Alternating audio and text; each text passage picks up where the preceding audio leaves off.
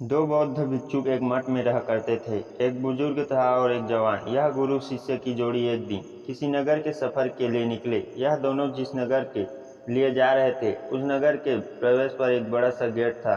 यह गेट शाम को एक निश्चित समय पर बंद कर दिया जाता था। इन दोनों को उस नगर में बहुत जरूरी काम था, इसलिए वह किसी भी तरह गेट बंद होने से पहले उस नगर तक पहुंच जाना चाहते थे। लेकिन सिर्फ समय ही उनके लिए एक बाधा नहीं थी, एक और बड़ी बाधा थी इस नगर के रास्ते में आने वाली नदी। दोनों गुरु शिष्य बड़ी जल्दी में अपने सफ़र को ख़त्म करना चाहते थे। दोनों बड़ी तेज़ी दिखाते हुए उस नदी तक पहुंच गए, जिसे पार करके उन्हें नगर के उस गेट तक पहुंचना था।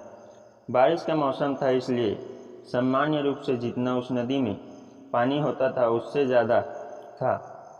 दोनों ने नदी तक पहुंचने के बाद समय देखा तो अब नगर के गेट बंद होने के लिए ज़्यादा समय बचा नहीं था। ज़्यादा पानी होने की वजह से वह दोनों नदी में तैरकर जाने का रिस्क नहीं ले सकते थे। इसलिए गुरु ने इधर उधर देखा तो उसे एक जगह पर एक नाविक बैठा हुआ नजर आया। गुरु ने नाविक को नदी पार कराने के लिए मना लिया।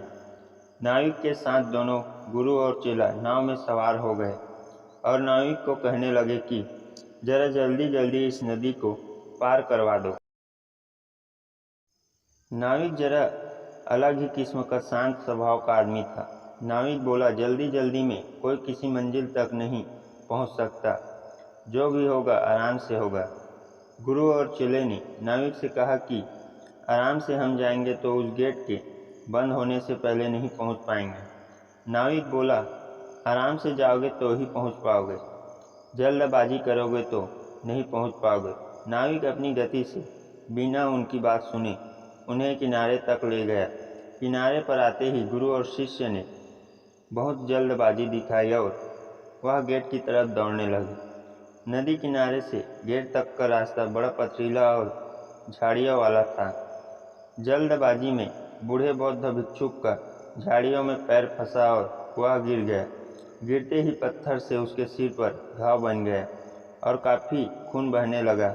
शिष्य ने जो आगे निकल चुका था वह वापस आकर अपने गुरु को उठाया और उनका घाव साफ किया। उन्हें बिठाया, तब तक नगर का दरवाज़ा बंद हो गया। अब उन्होंने उसी नाविक को मदद के लिए बुलाया और उसकी झोपड़ी में जाकर रात बिताने की व्यवस्था की।